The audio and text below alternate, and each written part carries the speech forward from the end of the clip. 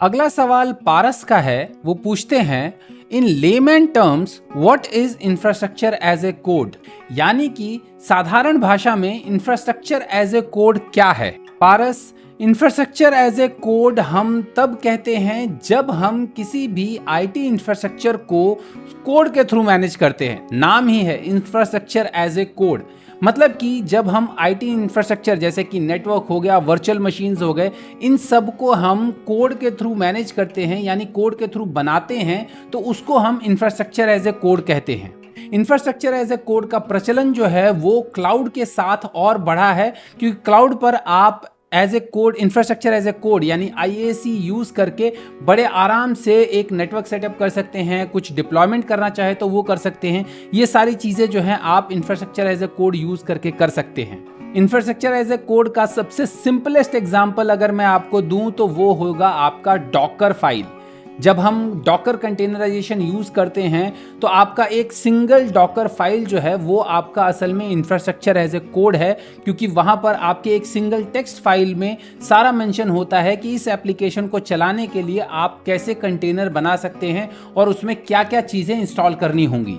यही चीज जब आप CI/CD पाइपलाइन में डालते हैं, प्रॉपर YAML कोड के थ्रू पूरा सेटअप करते हैं, उसको भी हम इंफ्रास्ट्रक्चर एज ए कोड कहते हैं। So infrastructure as a code basically वो तरीका है जहां पर कि हम कोड के थ्रू आपका इंफ्रास्ट्रक्चर पूरा का पूरा जो है वो सेटअप करते हैं। मोस्टली ये CI/CD पाइपलाइंस में या ऑटोमेटेड डिप्लॉयमेंट्स के टाइम पर यूज किया जाता है। इसका बेनिफिट यह है कि ये आपके इंफ्रास्ट्रक्चर बनाने के प्रोसेस को जो है वो स्टैंडर्डाइज कर देता है। नॉर्मली पहले क्या होता था कि जो आपके डेवऑप्स के बंदे होते थे या जो आपके नेटवर्किंग वाले बंदे होते थे, जो आपके मशीन्स को हैंडल करते थे या क्लाउड वगैरह पर जब आपके मशीन प्रोविजन करते थे, तो उनको ये सारे काम जो है वो मैनुअली करने पड़ते थे। और मैनुअली में आपको पता ही है कई बार गलती होने के चांसेस बहुत ज़्यादा होते हैं, और या ये हो सकता है कि आपने जो मैनुअल स्टेप्स लिखे हैं कहीं पर आप कोई स्टेप्स भूल जाएं तो आपसे गलती होने के चांसेस ज़्यादा होते हैं। लेकिन जब आप इस चीज़ को ऑटोमेट करते हैं एक कोड के तौर पर,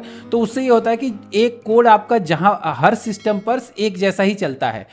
जैसे आपका प्रोग्रामिंग में अगर आप कोई सोर्स कोड लिखते हैं तो वो आपका हर सिस्टम पर एक जैसा ही चलता है, वैसा ही इंफ्रास्ट्रक्चर एज ए कोड से जब आप कोई इंफ्रास्ट्रक्चर सेटअप करते हैं तो वो हर जगह एक ही जैसा इंफ्रास्ट्रक्चर सेटअप करेगा, क्योंकि वहां पर रिक्वायरमेंट्स जो है वो बहुत ही क्लियरली मेंशन होंगे कि हाँ भाई आपको ये प्रोसेसर चाहिए, ये सिस्टम चाहिए, ये सारा सेटअप चाहिए। ज़्यादातर मैंने जैसे कहा कि ये क्लाउड सिस्टम्स में इंफ्रास्ट्रक्चर एज ए कोड इस्तेमाल किया जाता है। दूसरा बेनिफिट IAC या infrastructure as a code use करने का ये है कि आप इंफ्रास्ट्रक्चर एज ए कोड की फाइल को अपने वर्जन कंट्रोल में डाल सकते हैं।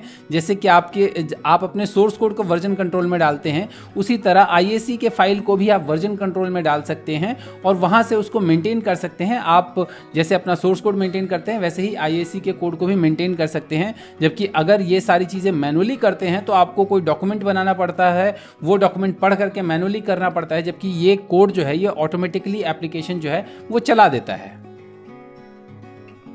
उम्मीद है आपको मेरे ये जवाब पसंद आए होंगे। यदि आपको मेरे ये जवाब पसंद आए हैं तो इस वीडियो को लाइक कीजिए, मेरे चैनल को सब्सक्राइब कीजिए और जितना हो सके इस वीडियो को सबके साथ शेयर कीजिए। तो जल्द ही मिलते हैं मेरे अगले वीडियो में, तब तक के लिए अपना ख्याल रखिएगा। नमस्कार।